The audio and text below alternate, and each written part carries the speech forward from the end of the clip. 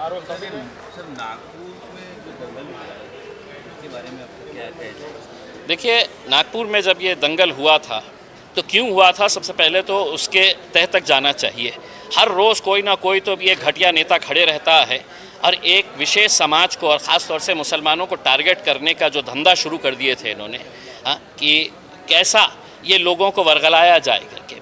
और हद ये हो गई थी कि औरंगज़ेब की जब तस्वीरें जलाई जा रही थी, बहुत सारे शहरों के अंदर जलाई, किसी मुसलमान ने भी उसका विरोध नहीं किया, कहीं पर कोई उसका कोई ऑब्जेक्शन नहीं आया।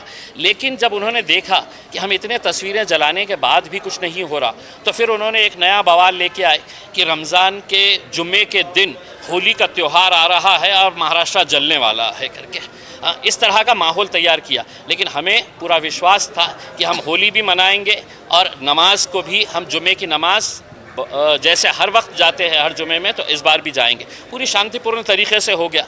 तो जो लोग इस राज्य को कहीं ना कहीं आग की लपेट में ढकेलना चाहते हैं, तो उन्हें ऐसा लगा कि अब ये करने के ऊपर भी कुछ नहीं हो रहा है, तो उन्होंने क्या किए कि एक जिस चादर के ऊपर कुरान की आयतें लिखी हुई थी उसको लेकर आकर पैरों से रौंदा गया, उसको जलाया गया। और ये महाराष्ट्र के मुख्यमंत्री कहते हैं कि ऐसा कुछ नहीं हुआ है। तो या तो देवेंद्र फडणवीस साहब को चश्मा लगाने की ज़रूरत है अगर उन्होंने वो वीडियो नहीं देखे हैं।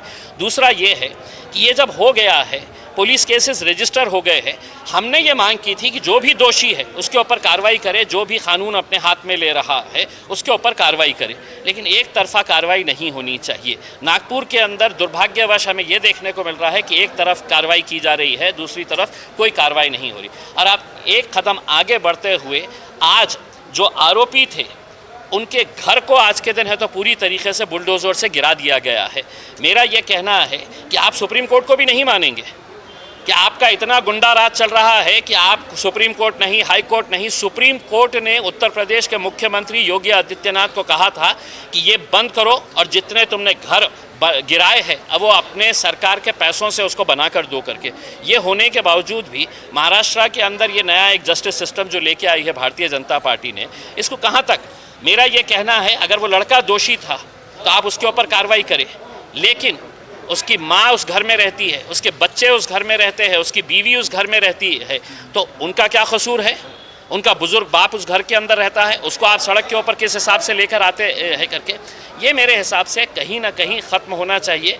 हमने उस हिंसा की अगर निंदा करते हैं तो आज हम नागपुर के अंदर जो घर तोड़ा गया है उसकी भी हम कड़ी निंदा करते हैं। सर, कुणाल कामरा का जो विषय चल रहा है, कल से आपने देखा है किस तरीके से शिवसेना उनके ऊपर आक्रामक है। देखिए, हमें बड़ी खुशी हुई कुणाल कामरा ने जब वो गीत गाया एकनाथ शिंदे साहब के ताल्लुक से, कि आँखों में चश्मा, दाढ़ी और क्या क्या क्या क्या क्या, जो हमें बड़ी खुशी इसलिए हुई कि यही एकनाथ शिंदे साहब थे जब मुसलमानों के ख़िलाफ़ एक भोंदू साधु ने हमारे पैगंबर मोहम्मद सल्लल्लाहु अलैहि वसल्लम के ख़िलाफ़ गुस्ताखी की थी, तो यही एकनाथ शिंदे साहब आकर उसकी पीठ थपथपाया और उन्होंने ये कहा था कि तुम्हारे बाल को भी हम धक्का नहीं लगने देंगे करके।